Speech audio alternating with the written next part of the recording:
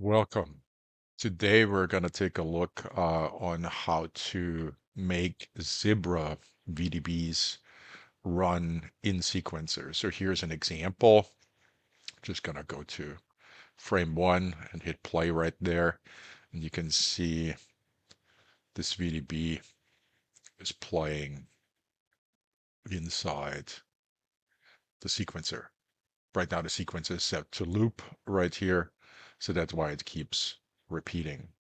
Now there are plenty of tutorials out there on, showing how to make VDBs run in sequencer, but when I tried that, it turned out that Zebra compressed VDBs don't function the same way, so you need a different workflow for this.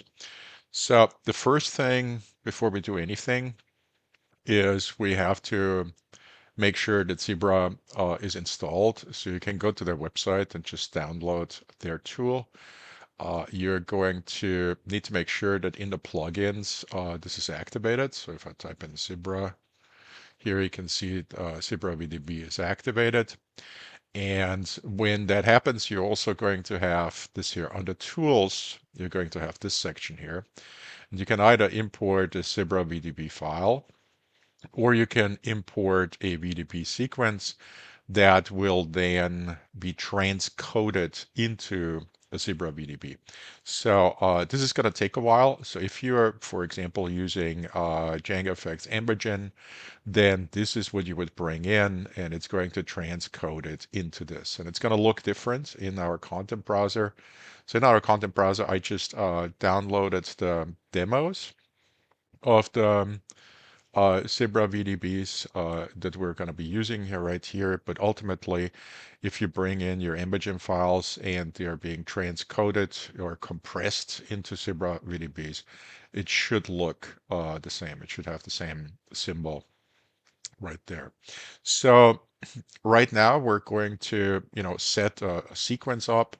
If you drag one of these in, what's going to happen is they're just going to loop, right? So they're just going to keep looping in here, but we don't have any control over this. So we kind of like don't really want that. And so I'm just going to delete this back out. Okay, so let's set up a new cinematic. So in this case, I'm gonna, create a new level sequence right in here. And we're just gonna call this test sequence or, test explosion. And I'm gonna open this up. And as always, I'm going to set it to 24 frames per second because, we're filmmakers, so that's what we do. And the next thing we're going to need is we're going to need a camera. So I'm going to put in a new cine camera actor. So we're going to have here a cine camera actor. In this case, it's already my actor number 3 because I already have a couple in there. So let me just go to number 3 and just fly this. And I do have other videos that shows how to set up a camera with, the proper focal length and the proper um, the proper, sensor size or film back as it's called in here. So I'm not going to go into this, but we're going to grab this camera. We're just going to drop this in here. And then the next thing we're going to do is we're going to grab an explosion or something. So let's take a look here. Gonna go into our, let's see, where are they? So here we have various different explosions, and I'm just gonna grab this ground explosion. And that one is definitely not, the pivot doesn't look like it's in the center here. Let's take a look, where are you?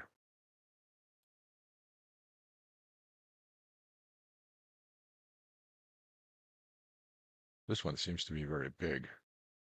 Let's take a look here. 0.1.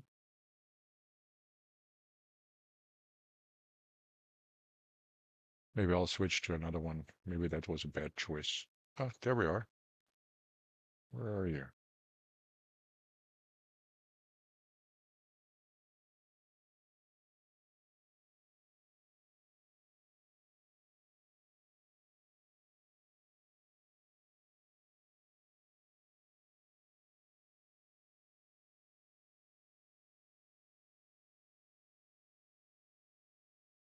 Okay, so there it is. So we're just going to use this one here. It is huge. So maybe even 0.05. Bring this down a bit. There we go. Okay. So, and if you want to have this look a little better, you can select here heterogeneous. So this makes it look better, but it also certainly makes it, I would assume, more involved on the engine. And you can see that right now it's just, as before, it just keeps looping. So we want to control this with our sequencers. So let's go back into our cinematics. And now we can take that ground explosion that we just imported and drop this in here. So the next thing we're going to have to do is we're going to link our camera cuts to our ground explosion. And then we're going to grab our ground explosion right here, and we are going to add a playback component. And let's take a look on our ground explosion in terms of like how long it is. Where are you?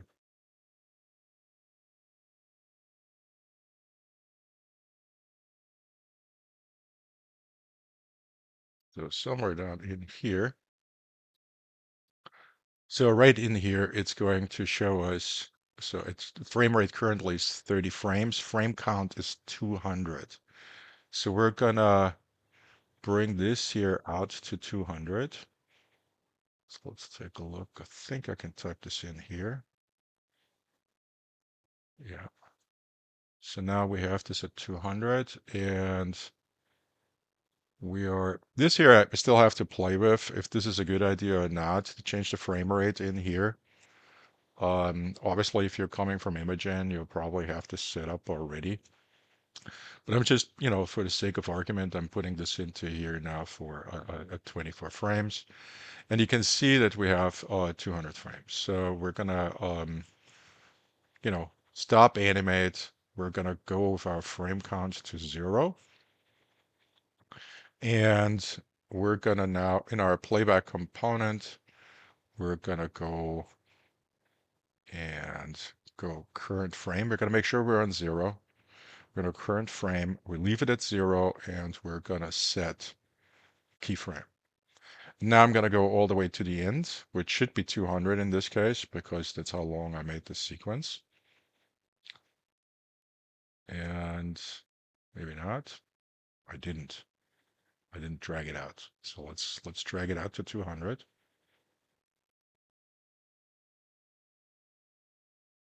Okay, so now we're at 200. And now I'm gonna add, now I'm gonna type in 200 right here. And that automatically adds another keyframe. And now we've got it playing in sequencer.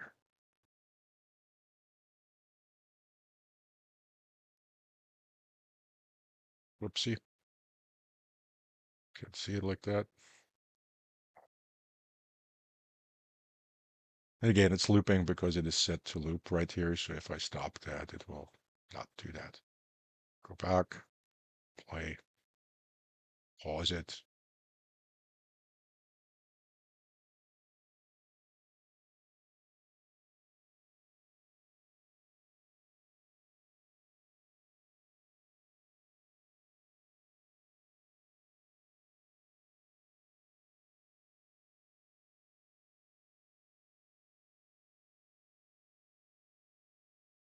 And obviously you can bring in more. So, I have right here, for example, the shock wave, that one is running in a different sequence, or here, this is the different explosion that I showed you in the very beginning.